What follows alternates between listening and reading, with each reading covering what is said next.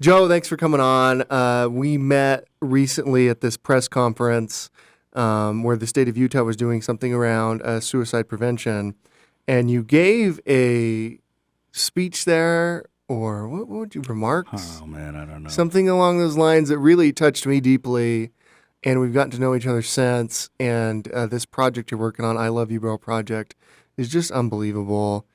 So wanted to have you in here to talk about that and everything else in your life and everything you've kind of been through and done.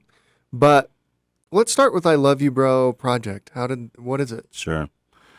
Well, it all stemmed from a horrible, beautiful, terrible, amazing experience, suicide crisis experience that I had earlier this year. So, and from this experience, I've had my heart has just grown immensely. It's just my heart and eyes are open, and mind has been opened, to the needs of mental health for everyone, but specifically for men, for dads. I'm a single full-time dad. I have 3 daughters. It's what I do. That's my life. And so I can't speak for everyone. I'm not a therapist. I don't pretend to be, anyone, a professional, but from the suicide crisis prevention experience, I can see the dire and feel the dire need of mental health, accessibility, and to change this horrible, freaking toxic stigma that we call Utah culture. Mm-hmm. And I should say we should just call national culture, just men in general. So, yeah. But I've got a lot to be thankful for. The I Love You Bro project comes from this suicide prevention experience I had. So the experience you had, the words "I love you, bro," was part of that experience, right? Yeah. So this is back in January. Obviously, at the press conference, I had like 50 seconds to say something, Yeah. and I went off topic at the very end. It's beautiful. Oh man, bro, when I was reading it, it just didn't sound the power and the magnitude of what I wanted to share was not within that what I was reading, and so I was like, screw this, bro, and I I put it down, and I said, this is what I'm doing. It's called the I Love You Bro project. And I remember, the cheers, and it was just so moving for me. Now I love being here with you guys to be able to tell you more in detail kind of how everything came to play. Yeah. And so back in January, me and my kids, I got 3 daughters. One of them had a basketball game we were running late to. And we're over here just around the corner, about 10 minutes. And we're running late. We had just gotten over COVID, and mine had turned into pneumonia. And it was our first day, like to be able to, leave the house. Mm-hmm. And so we're running late. We're driving to the basketball game, and there's this overpass that goes over the freeway that we've taken 1,000 times, for games, for school, and we started going over the overpass. It's just got 2 lanes, 1 lane going here, 1 lane going there. And we noticed this red car pull up and park on the overpass, which is kind of weird, Yeah. It's kind of blocking the whole overpass. Anyway, we saw this young guy get out, and he we passed him probably like very slowly, just kind of, looking, and maybe like 5 miles an hour passing and just kind of looking at him. And he just nonchalantly walking on the sidewalk there. I kept looking at him in the mirrors. My girls were in the car with me looking and seeing, what's this guy doing? And my oldest daughter was in the front. She said, Dad, what if, he was going to climb the fence? And I go, just keep watching him. Mind you, we're running even more late to this basketball game. I'm already like hacking up, stuff from the nether regions, and I'm just not in any remotely any way like some person in that situation should be.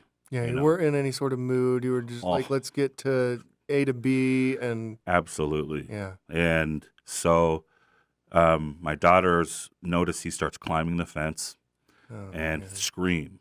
And we're not like big dramatic screamers at our house. It gives me anxiety. Yelling or loud, it does. And my daughters screamed, and I was like, "Oh my gosh!" And so I hurried, drove, turned around, went and parked behind his car, and sat there with my kids. And this was like one of those moments where I was like, "Okay, my daughter's name's Phoenix."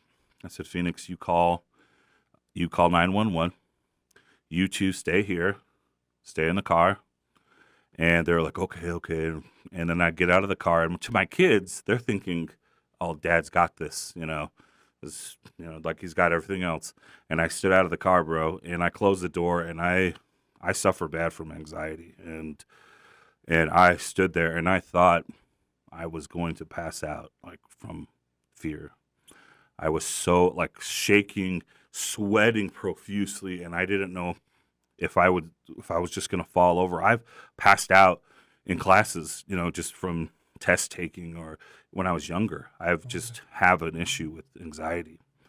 And I was standing there shaking, and I'm like, what am I supposed to do in this situation?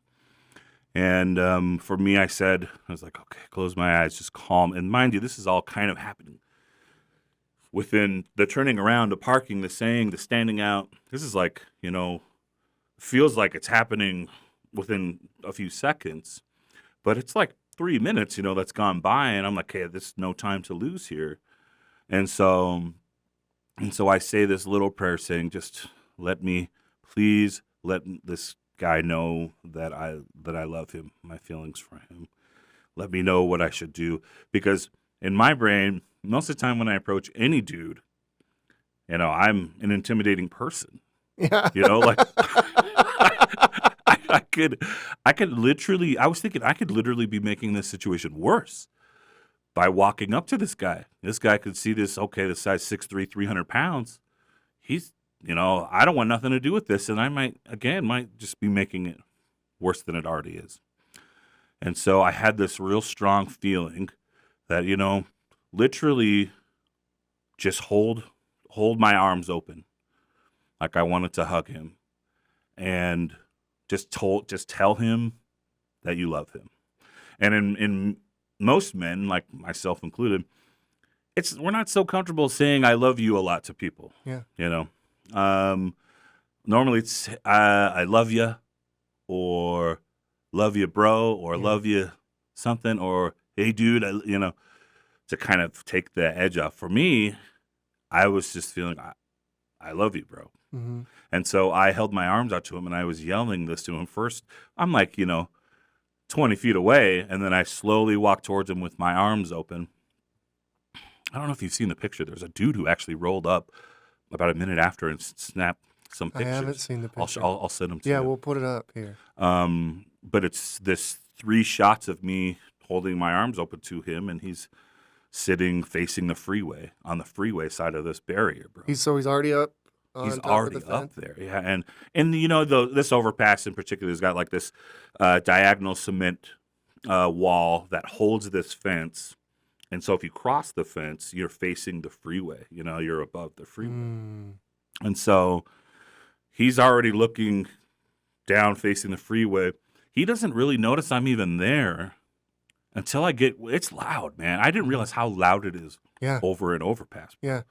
It's so loud. So I'm walking towards this guy with my arms open and saying, I love you, bro. And I'm saying it kind of loud because I know it's freaking loud. These cars and trucks are underneath.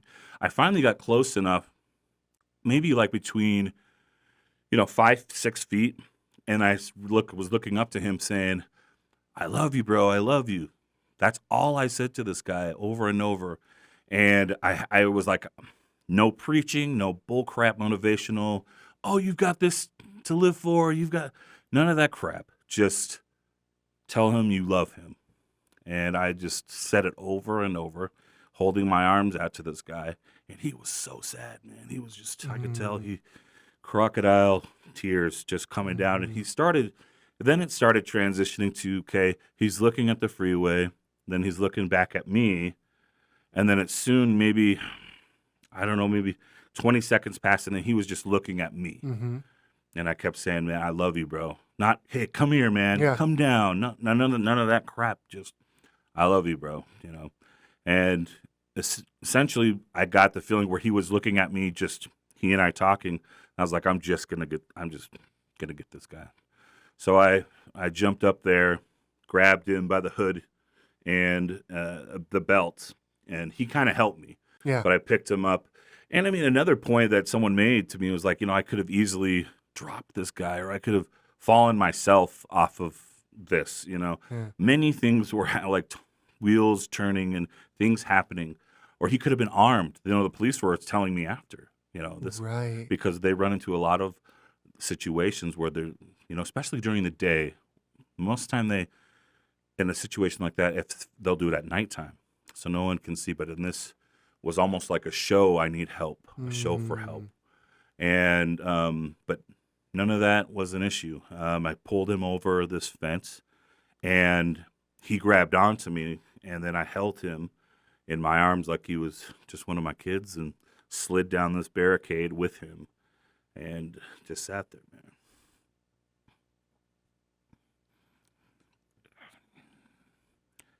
It was like this perfect, like 60 seconds of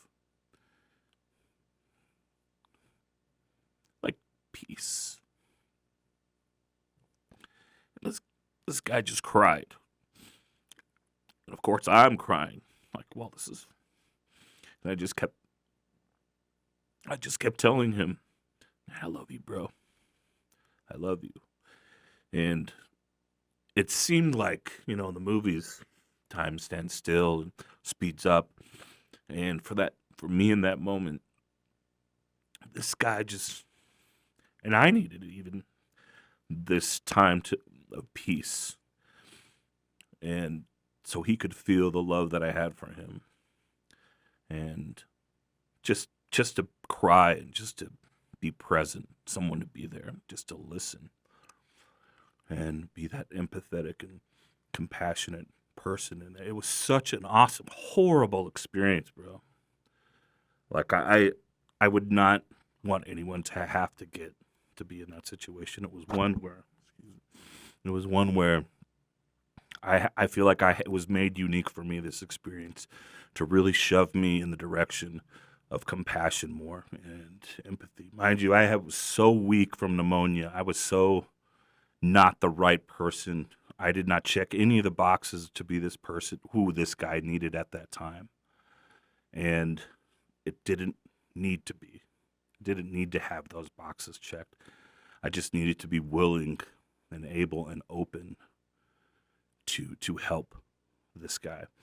And so my daughter did great with the police, and they came. Maybe, again, it was one of those experiences where I just don't know how long I was sitting there. It just was so beautiful this time that I'll never forget. They came, and just, of course, Lehigh, Utah. This guy's a Micronesian dude. I'm this Polynesian guy. We're sitting there surrounded by police. And of course, all these white people driving around in their Suburbans, slowly checking out all. It was like, we're just totally digging ourselves into this, this whole thing of all the some more brown guys just got busted for something. It looks like. It was so funny, but it was really cool. They were so awesome. Lehigh police, first responders, they were so cool. They handled it beautifully. They ended up taking him to another place to because there was hundreds of people just gathering. And, when they finally took him, reality came back to my body, and I thought I was going to just collapse. I had no energy. I'm so thankful for my daughter being there. I was able to kind of just lean on her as I got to, and all these people, oh, hey, it was very nice, but it was so, oh my gosh, emotionally, physically tolling for me. And so, Didn't even ever catch his name. Didn't tell him my name. Didn't say anything else except for "I love you, bro." And so when we're kind of going back to this, project that I'm doing, that's all it needs to be. It's the "I love you, bro" project, specifically for guys who like my young new little brother that I made that day. Just to help him and to help all of us like him who are struggling from one thing to another. But he eventually found me. It went viral, the story. He found me on social media. He wrote back. He was just this beautiful, "Thank you for saving my life. And I'm sorry that you had to experience that." And then at the very end, he's like, "I'm sorry for, making you late for your basketball game. How did she do?" I'm like, "Oh, man. Oh, what is going on here?" You know what I'm saying? Such a awesome dude. Nice. He's a young guy. He's a dad. Had just a horrible day, and stuff. We invited him over. He came over for dinner, and I just let him talk for like 3 hours. I sat there and just listened, and he started telling me about his life and things he was going through, and just like a lot of stuff is normal stuff. Mm-hmm. He just had some bad things happen that day, and I eventually had his son and his mom over, and beautiful family. Who And must have been so grateful. oh, they were. Yeah, his mom's such a sweetheart. It's short Micronesian gal, and so beautiful and loving, and like just you would think on a normal, objectively looking at his life, oh man, well, he's got a nice job. He's got a family that loves him. He's got this. Oh, he has to be fine. Oh, his social media, he looks just so happy. That's not the case. It wasn't for him, and it's not for a lot of us. And so I text him every weekend. "I love you, bro." I just text him, and he'll reply back sometimes. Sometimes he won't, but it's almost for me specifically, it's to help me remember that peace that I was talking about, that love that I had for him, and that I should also have for myself. Whenever I was telling these guys earlier, depending on where I'm at in my life when I tell the story, certain aspects of it, certain times of it, I get more emotional than others, Right. depending on what I'm going through. And so for him, I don't like the idea is not I check in with him not to babysit him, but just to help him, remind him that of my love for him. And I'm sure he'll sometimes read that as in, "Oh man, this guy, I don't want to remember that day." Mm-hmm. That's not the object of the text. Is the meaning that he and I have come to through communicating is that I just want you to know that I love you, no questions asked. Yeah. And that's the idea of the "I love you, bro" project. Is there's no preaching, there's no motivating, there's no anything like that. I love you for who you are and what you're going through because I feel you. That's what it is. So Where do you think, given like you were recovering from pneumonia, you were, late to a basketball game, where do you think you got the strength? that's a good question. I Because you lost it once it was Oh my over. gosh, man! I think for me, it is very much a God-given experience for me. I didn't have strength before that, and then I prayed, and then I received strength right after that, and I received just enough to do what I needed to do, and then once it was over, I lost it. I didn't have that same, and I'll tell you what, bro. I didn't share that. We didn't share that with anyone for about a week Mm-hmm. after, because it was so spiritual and so sacred to me, Mm-hmm. and I didn't want to share it with anyone. When KUTV News found out about it, and his name's Jim Speedwick over there, reporter, Mm-hmm. such a good dude. He's the Yeah. one. He convinced me. He had to convince me. He said, "Joe, let's do the story." And I said, "Listen, I don't want this. This is not about me. I don't want the attention. I don't need it. this is a sacred thing to me. And he said, I understand completely, but Joe, this is going to help so many people for you to share this. And so I trusted him. I said, as long as you can just put in there, the 988, this is before pre 988, but the National Suicide Hotline and, some resources for people. And he agreed, and he did a beautiful job. And then from there, during his interview, with his story, that's when the Utah Department of Health and Human Services, the Live On program, they saw the story. And Jim had in his report, he used some language, something like, there's no playbook to follow for someone who's wanting to, take their own life or something like that. Right. And so they had already been working on something to like a suicide prevention course, but they didn't have anything to connect normal people with suicide prevention. They saw the story, they heard that language, and they're like, this is it. So they're the ones who actually reached out to me and said, hey, we would love your help in doing this. Sorry, I went off on a tangent, but as far as what I felt that day, I have never felt again or before that. The strength to have done what needed to be done for me, I absolutely, it was a godsend to me, an inspiration and a gift, and such a unique, again, terrible way of leveling up my heart. But it was I think it was needed, and it was destined to happen, and it was an invitation that I could have not accepted. But I am so thankful that I did, because since then, this is one of the greatest things that ever happened to me. Horrible, but one of the greatest things that's ever happened to me. Well, it seems like, what are we, almost 11 months since, and it's fundamentally changed you as a person. And it's inspired you to launch the I Love You Bro project. And what has the response to launching that been?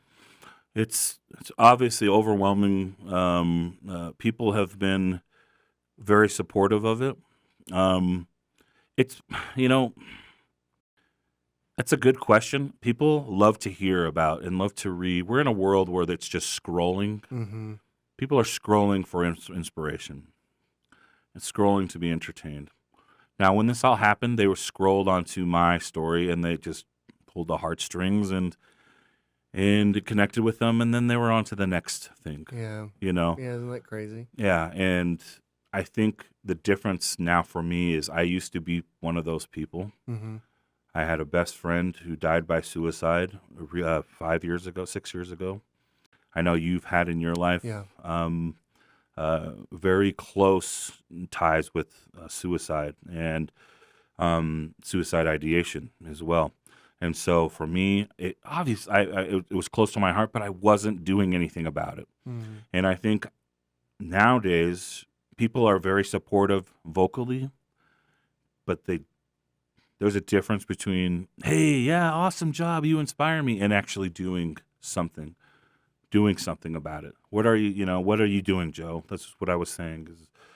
Is this just going to come and go like the wind, or is this going to change something? That person at the time of that event, moving, awesome experience. That person who helped with the suicide prevention, man, now it's really picking up, it's burning. Now I'm doing something with this, Mm-hmm. this feeling, this project with this. And now the person that I am now with I Love You Bro project, it has to be not just a change of, direction, or not that I was a bad person before, or not that I didn't care about suicide prevention or mental health. It's that I just didn't do anything about it. And now I'm just sick and tired of reading about good guys, dads, grandpas, uncles, friends who are struggling alone.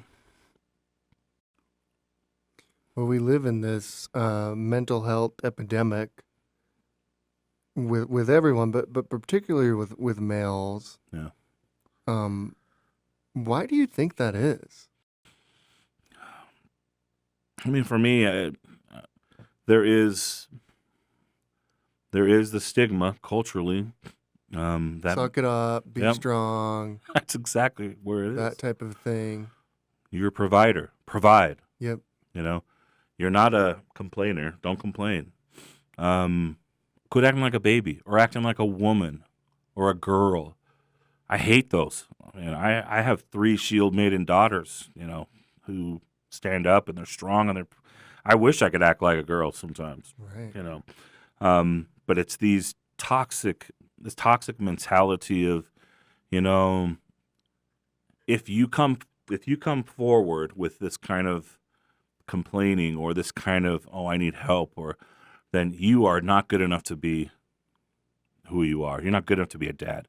You're not good enough for your church or for your wife or your kids.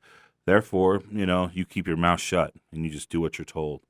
And I think that's been programmed with men for a long, long time. And I'm not saying, for me, like, I'm emotionally out there. I don't care who sees me. I cry about Yeah. things. I talk. Everybody knows I'm an open book. I have a checkered past. I know that about myself, and I'm open about it, and that helps me. That's like part of my therapy, is knowing that this is who I am. A lot of guys don't have that or don't have access to be able to share that Or way. feel like they might be criticized or pointed out in the wrong way for expressing it, right? Yeah, and if I can do anything about it, I mean, come at me. Whoever wants to, go to words on, well, men need to act like this, and well, no, they don't. What world do you live in where men have to do something, and if they don't do it, or if they struggle doing something else, or if they ask for help, what what where are you to say, or who are you to think that person's lesser? You know, which to me I think is why it's men. It's something like 6 times more, 4 times more likely for death by suicide than women. Yeah. And that 35 to 44 age range. And then the age range makes total sense. I'm within that age range. Yeah, same. You're within that age range. This is I feel like we all have families, or we have loved ones who are counting on us, and we feel like we're a failure if we don't meet said standards that are made within our own brain, or society tells us, okay, Joe, you've got to go work a 9 to 5, and you've got to take care of those girls. And if they do not have every little thing, then you are failing as a human being and as a dad. And I'm here to tell you that's just not the way God works. That's not the way our culture should work. We're all unique. We all have unique issues. And I'm not forcing all dads to be open and share you don't all have to be like this, like me. But I would love to be able to have like to give everyone an opportunity or a place to go to, accessibility, so if they want to share. Even I was thinking secretively, people can call and talk to us or talk to a professional, and we can help you find that. That's what the I Love You Bro project's about, bro. It's just coming from a guy who's like me, big, intimidating. I still like my sports. I'm still a dude. I'm still a normal guy, But I use my demons to work for me, to shed That's light. beautiful. To shed How light. do you so you mentioned something that I actually find pretty fascinating just from an execution standpoint, which is you had kind of this viral moment. Like you said, like people were scrolling through. Everybody you were talking to is like, "Oh, you inspire me," all this type of stuff. But then, like, how many of those people actually like roll up their sleeves and like understand like the work happens outside of social media? This is something that we stress here at Silicon Slopes. I talk about all the time. Is like it's pretty easy actually on social media to signal support or signal whatever you want. Like most of the time, it's signal hatred or something like that. But for stories like yours, it's like, oh, this is really cool. This really touched me. And then, like you said, you just next thing, swipe to the next thing. Yeah. How do you how are you with I Love You Bro project convincing people like, hey, this is more than a viral moment. This is a movement. And it's time to roll up our sleeves and get to work here. For me, I it starts with this. I'm going to go back to this Live On Suicide playbook. Mm-hmm. It starts with something. It starts with first to educate yourself. If someone truly thinks that suicide is an issue, that is preventable, people think suicide's not. It is preventable. Then educate yourself just a little bit. That was the beauty of this Live On playbook, suicide prevention playbook, is that it's so easy and you can learn so much life-saving little details, what to look for, what to say. It makes, I say it a lot, it makes some uncomfortable conversations a little bit more comfortable. And so someone who's swiping, or if I'm swiping and I see, the polar caps are melting, and it strikes me, and I've seen the polar bears, and I'm seeing, and that's moving me. Oh, I want to do something to help that. You have to start just first learning about why that's happening, or and so with suicide prevention, for me, it goes from the swiping to putting your phone down, and again, rolling up your sleeves and saying, okay, you can do something about this immediately. And with the I Love You Bro project, I always like to lean first on educate yourself. It's simple things. And someone in your family is struggling. Someone is struggling. Yeah. If it's not you, it's someone very close to you. Let's start with that. And with the I Love You Bro project, I mean, we ideally will have funding, and we'll be able to create, not just for people who are at the brink of suicide. That's not the idea. Mm-hmm. The idea is to catch it so it doesn't get to an overpass, to catch it in your home, at work, at school, and because it's not going to – people think, it's just a miracle that this happened. Yes, it was a miracle. It was just awesome, but it's a 1 in 10 million experience. Mm-hmm. The miracles happen in your home when you just notice something and then you say something about it. I know in your life there's going to be a level of regret that you always will carry, a level of I should have done more. I still have it with my friends and loved ones who've died by suicide, and the loved ones who are left after the suicide, death by suicide, and what we should have done, could have done, whatever.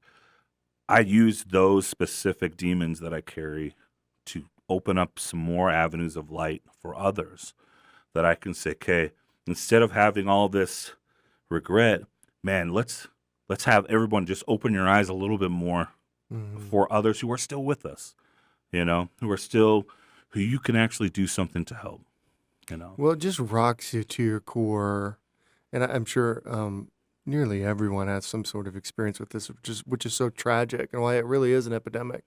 But when it happens to someone you love, it just rocks you. And it's, how could you not be thinking, what else could I have done? What could I have said? Was there something, was there something I could have done to prevent this? And I think what you're doing is pretty beautiful. It's kind of like, hey guys, yes, and let's get to work and make sure this doesn't happen anymore. Yeah. And I mean, if we can do something, if no one's going to do nothing, then let me do something, whether that something is small, starts small, and it gets bigger, whatever the case.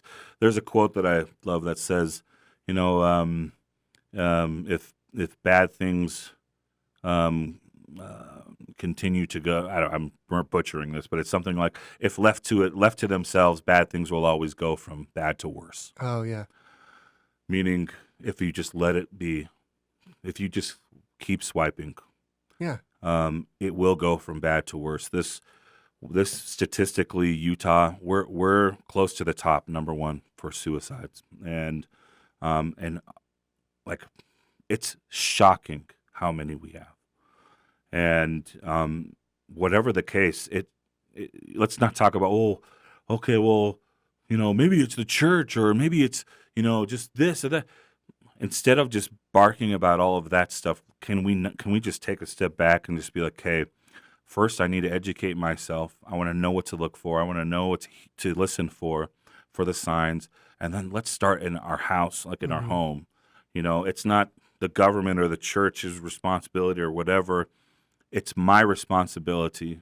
And my kids, even my kids have all taken this course to look for those things in our home, in our house. And we're totally open in my house. We're probably the most transparent family you'll ever see, man. My kids know everything about mistakes I made, bro. They've know it's almost almost too much, bro.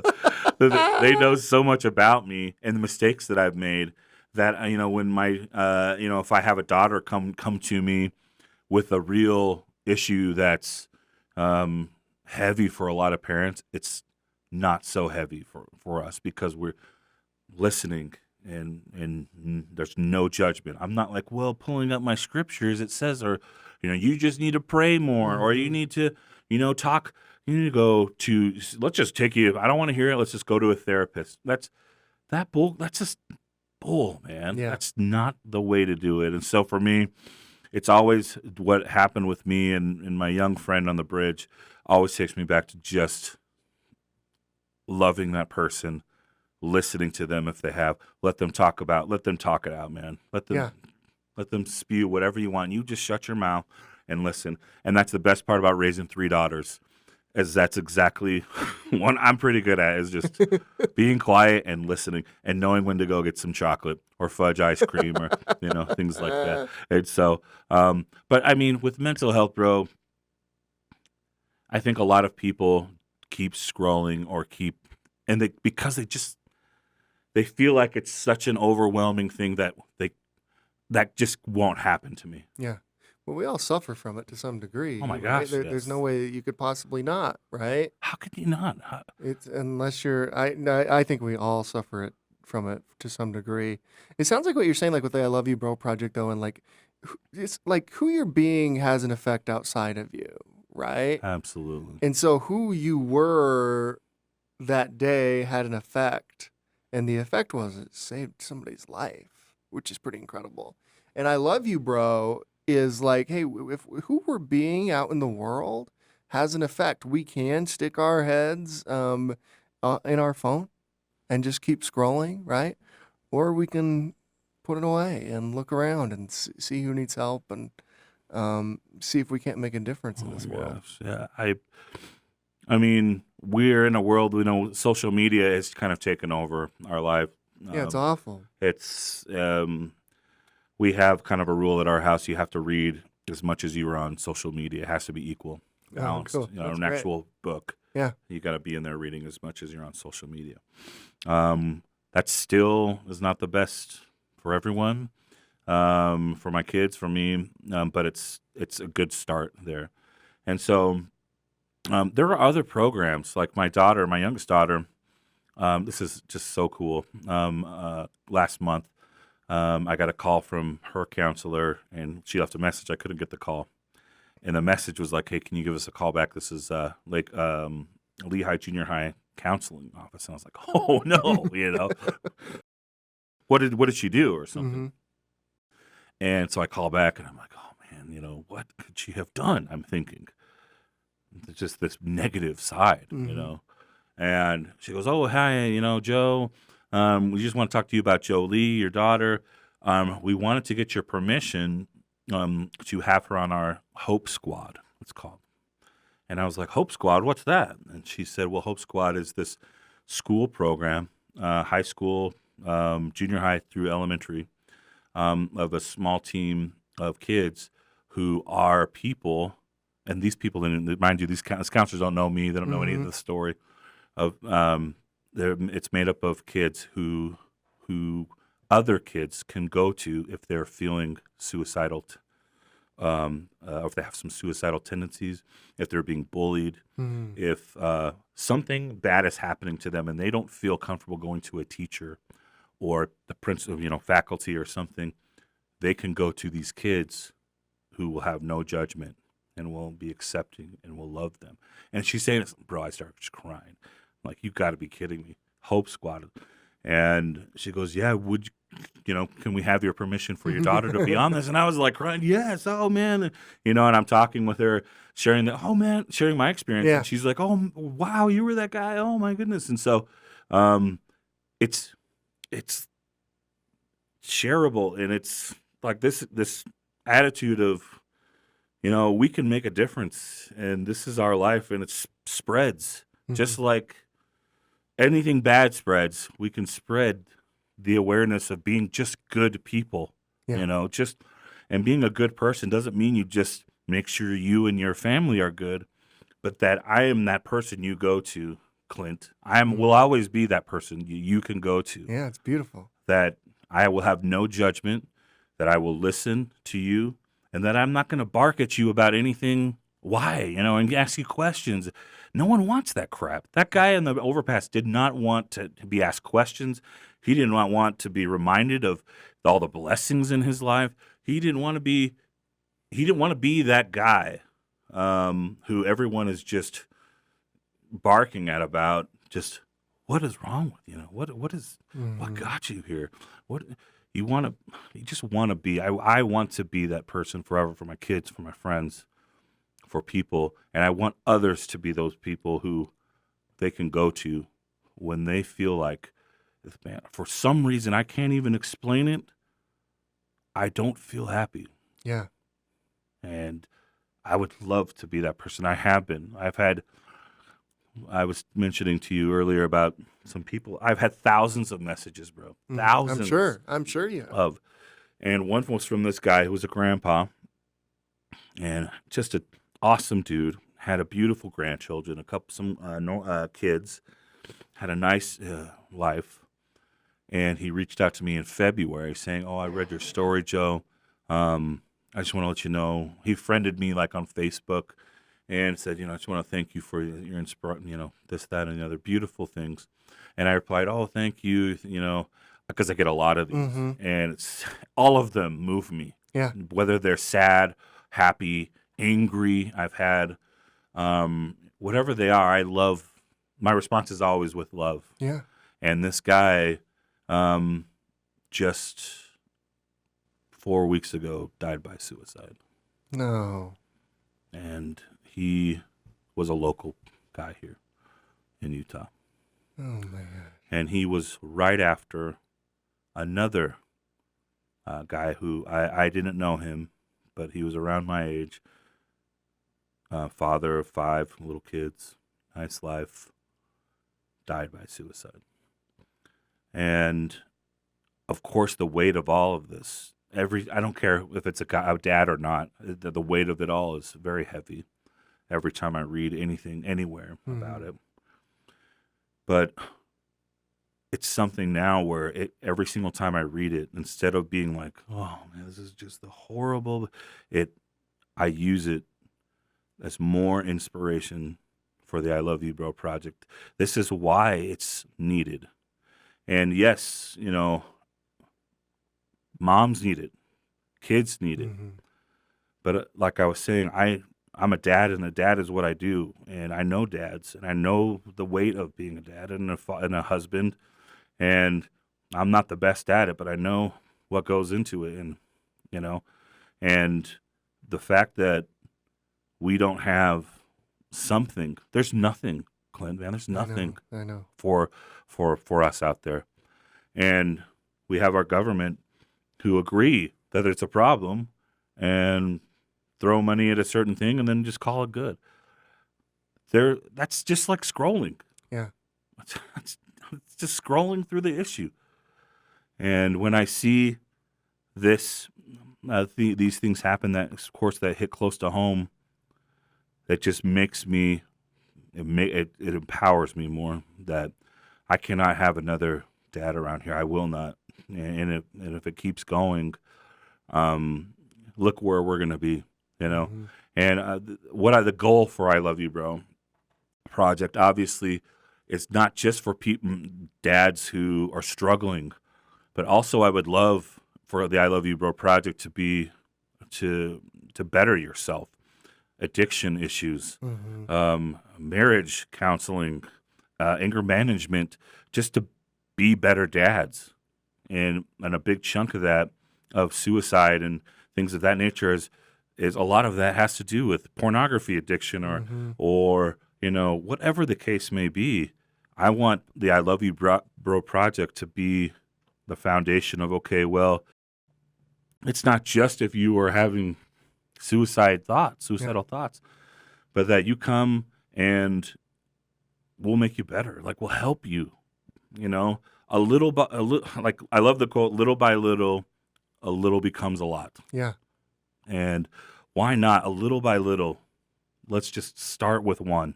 Let's find the one, and then let's go from there. And I think that's kind of circling back. That's me in this situation with one. Yeah, you started with one. One. And damn it, man, I'm going to fight for all of them. So what you're doing is just incredible, and you're saving lives. Thank you for doing it. How do people learn more, get involved? Where do they go? What should they do? Sure. Well, we're still in the baby stage of the I Love You Bro project. You got to sell a bunch of these hoodies. Well, we don't even have hoodies yet. Oh, so it's it's actually a shirt over an old hoodie. I'm pretty ghetto still, but we do have shirts available. Obviously, right now, we've got some. We've crowdfunded some, but man, if you've got right now, if anyone listening, we would love your help with any donations, monetary wise, would certainly be helpful. We have some lawyer fees that we need to cover to make everything really super legit. You're setting up like a nonprofit and setting up everything, legit wise stuff that's way over my head that I need professional help. Yeah. And so those costs for that, they're. I have another job that I do. I'm here on my lunch, trying to make, be a good dad and pay my bills and stuff. Same time, this I Love You Bro project is like my third job, besides being a dad. So I would love any. I do have, I would love to share. For now, it's just my Venmo. I can share with people if you can give something. That's a good start. And once we get started, I promise it's just gonna go. Once I get our dads going, I will open up an I Love You Sis. Yeah. For our girls, for our moms. I will open I Love You Auntie. I will open I Love You Grandpa. I will start as many as we need.